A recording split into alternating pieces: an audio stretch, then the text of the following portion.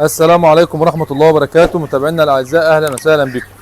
طبعا احنا كنا قبل كده وعدناكم ان احنا عملنا فيديو ازاي تركيبة السقاية الجامبو زي ما انتم شايفين كده، وعدناكم ان احنا في المكان ده بالصلاة على النبي كده يعني عشان بس الخير بتاع الناس اللي موجود ده ربنا يصلح لهم الحال يا رب ويلمهم على فلوس الناس. كنا وعدناكم ان المكان ده يبقى فيه فراخ، وهنصور لكم بقى السقاية كده. السقاية اللي عندنا دي دلوقتي طبعا كان في سقوة علاج مرة واثنين وثلاثة، فالسقاية حصل فيها ريم فالفلتر اتسد تقريبا او زي ما هنشوف يعني. هنفكها ونركبها دلوقتي زي ما حضراتكم. طبعا الطبيعي بيبقى معاك جردل زي الجميل اللي معانا ده وفي ميه، وهنبتدي بقى ايه ننزل السقايه من على الشنكل بتاعها. بسم الله الرحمن الرحيم. ده تكمله للفيديو اللي فات يا جماعه يعني، اللي ما شافناش بقى يبقى يرجع للفيديو اللي هي ازاي تركيب السقايه الجامب. كده احنا بنفك خالص اهو عشان نشوف ايه السده دي جايه منين. سمعونا بقى الصلاه على النبي. بسم الله الرحمن الرحيم. طبعا زي ما انتم شايفين الفلتر قدامكم اهو عليه ريم زي ما انتم شايفين قدامكم اهو. هننضف برده زي ما انتم شايفين اهو وهنفكه. بسم الله.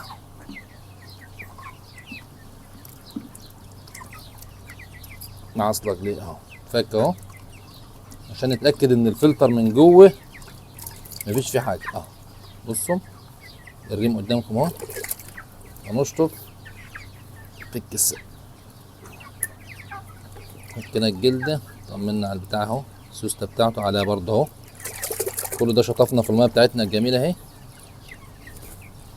شد السوسته شويه عشان بقى ايه السوسته تبقى شغاله معانا. الصلاه على النبي كده. سمعونا الصلاه على النبي يا جماعه. هنرجع نركب الحاجه تاني اهي. هنعمل له اختبار ببقنا الاول اهو. شفت التكه كده يطلع هوا اهو كده شغال زي الفل. لا مؤاخذه. كده الفلتر احنا نضفناه في ميه نازله اهي. نتاكد عشان نركبه بس نتاكد ان الفلتر ما بيجيبش ميه. انا قفلته قدامكم اهو لسه بيجيب ميه اهو. يبقى ايه اقرب كمان شويه عشان الجلده بتنفس. ما عادش بيجيب خالص اهو. صلاه على النبي قدامكم اهو شفتم. نسيب بقى ديت لان ايه هنا كده في ريم موجود لسه، فنبتدي ايه ننضفها رخره بالصلاه على النبي كده. بسم الله اهو. بسم الله الرحمن الرحيم. طبعا احنا بنفك كل حاجه اهو لان ده اول مكان بيستقبل الميه، فبالتاكيد ان الريم اللي هينزل فيه بس بتاع جامده شويه. هوريه لكم. لا اله الا الله. جامده كده يا ابو حامد.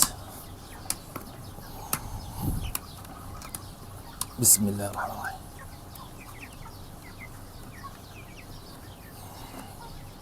طبعا بصوا ايديا عليها اهي، انت بتكون جاي ماسكها شطفها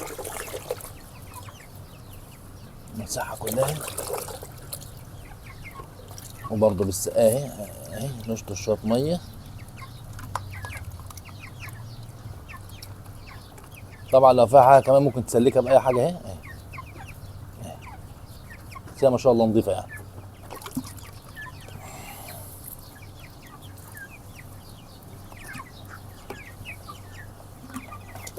نرجع بقى نركبها تاني. بسم الله الرحمن الرحيم. بسم الله.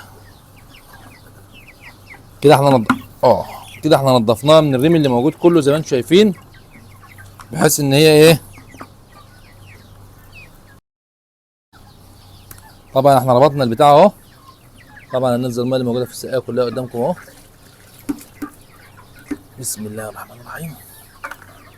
نرجع نركب سقايتنا تاني. بسم الله. اثبت على اهو.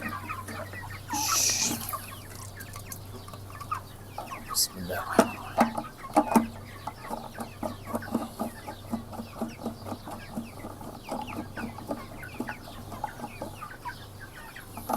على السقايه بتاعتنا في الشنكل بتاعها تبقى نظبط الميزان بتاعها. بس الاول بقى ايه بس هتنزل شويه ميه بس. تمسك سقايتك بقى ايه تشطفها من الميه اهي. جردلك الجميل وكده احنا وريناكم ازاي بتصين السقايه. طبعا هتبص على السقايه بقى لما تخلص ميه وتقدر تظبط ميزانها شغاله او شغاله زي ما هي من هنا كده. طبعا بقى لو عجبنا الفيديو هنعمل لايك وشير على الفيسبوك، وتابعونا على قناه تربيه الطيور مع الحواشي على اليوتيوب، وسمعونا بقى الصلاه على النبي، وربنا يبارك للناس دول في مالهم. السلام عليكم.